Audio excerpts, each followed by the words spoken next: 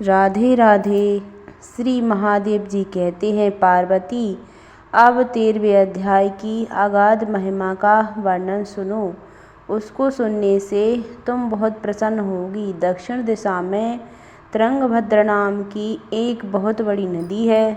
उसके किनारे हरिहरपुर नामक रमणीय नगर बसा हुआ है। वहाँ हरिहर नाम से साक्षात भगवान शिव जी विराजमान हैं, जिनके दर्शन मात्र से परम कल्याण की प्राप्ति होती है।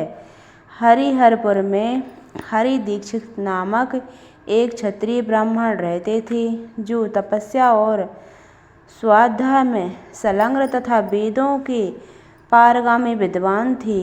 उनकी एक स्त्री थी, जिसे लोग दुराचार कहकर पुकारते थे। इस नाम के अनुसार ही उसके कर्म भी थे। वह सदा पति के कुवाच्य कहती थी। उसने कभी भी उनके साथ सहन नहीं किया। पति से संबंध रखने वाली जितने लोग घर पर आते, उन सबको डांट बताती और स्वयं कामोन्मत्त होकर निरंतर व्यभिचारियों के साथ रमण किया करती थी। एक दिन नगर को इधर उधर आते जाते हुए प्रवासियों से भरा देख उसने निर्जन एवं दुर्गम वन में अपने लिए संकेत स्थान बना लिया। एक समय रात में किसी कामी को ना पाकर वह घर के किवाड़ खोल नगर से बाहर संकेत स्थान पर चली गई। उस समय उसका चित्त काम से मोहित हो रहा था। वह एक एक कुंज में तथा प्रत्येक वृक्ष के नीचे जा जाकर किसी प्रियतम की खोज करने लगी, किंतु उन सभी स्थानों पर उसका परिश्रम व्यर्थ गया। उससे प्रियतम का दर्शन नहीं हुआ। तब वह उस वन में नाना प्रकार की बातें कहकर विलाप करने लगी। चारों दिशाओं में घूम घूम कर वियोग जनित विलाप करती हुई उस स्त्री की आवाज़ सुनकर कोई सोया हुआ बाघ जाग उठा और उछलकर उस स्थान पर पहुंचा जहां वह रो रही थी। उधर वह भी उसे आते देखकर किसी प्रेमी की आशंका से उसके सामने खड़ी होने के लिए ओट से बाहर निकल आई। उस समय व्याघ्र ने आकर उसे नख रूपी बाणों के प्रहार से पृथ्वी पर गिरा दिया। इस अवस्था में भी वह कठोर वाणी से चिल्लाती हुई पूछ बैठी, अरे बाघ, तू किस लिए मुझे मारने को यहाँ आया है? पहले इन सारी बातों को तो बता दे, फिर मुझे मारना।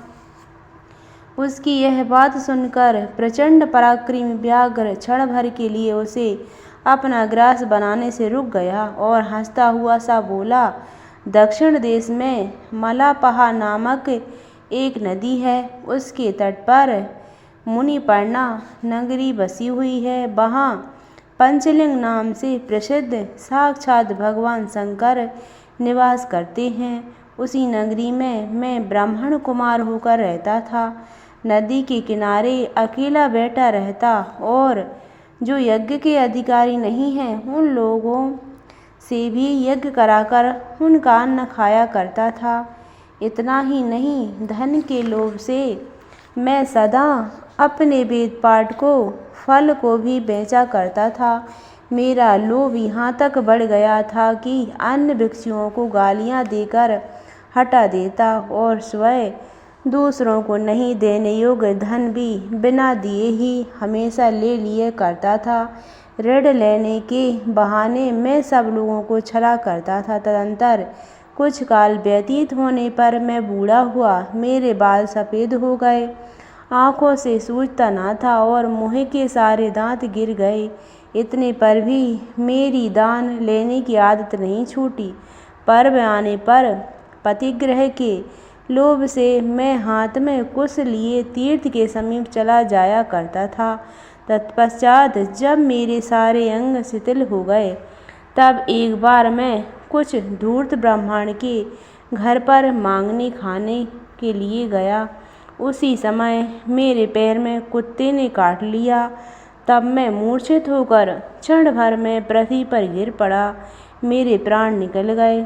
इसके बाद मैं इसी व्याघ्र योनि में उत्पन्न हुआ, तब से इस दुर्गम वन में रहता हूँ तथा अपने पूर्व पापों को याद करके कभी धार्मिक महात्मा यदि साधु पुरुष तथा सती स्त्रियों को मैं नहीं खाता, पापी दुराचारी तथा कुलटा स्त्रियों को ही मैं अपना भक्ष्य बनाता हूँ, अतः कुलटा होने के कारण तू अवश्य ही मेरा ग्रास बनेगी।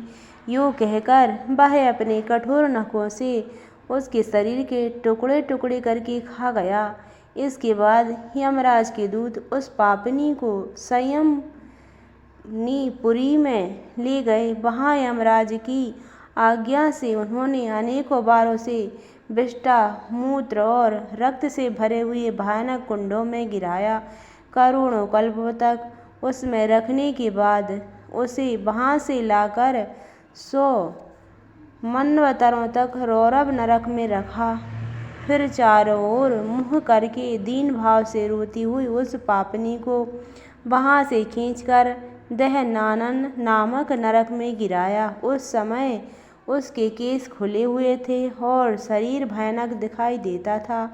इस प्रकार घोर नरक यातना भोग चुकने पर वह महापापिनी इस लोक में आकर चांडाल योनि में उत्पन्न हुई। चांडाल के घर में भी प्रतिदिन बढ़ती हुई वह पूर्व जन्म के अभ्यास से पूर्ववत पापों में प्रवृत्त रही।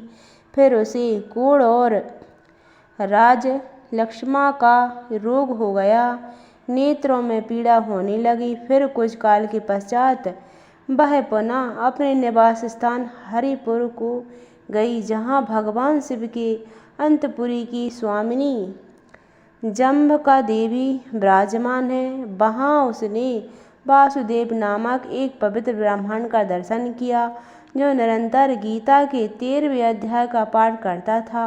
उसके मुख से गीता का पाठ सुनते ही वह चांडाल शरीर से मुक्त हो गई और दिव्य देह धारण करके स्वर्ग लोक में चली गई।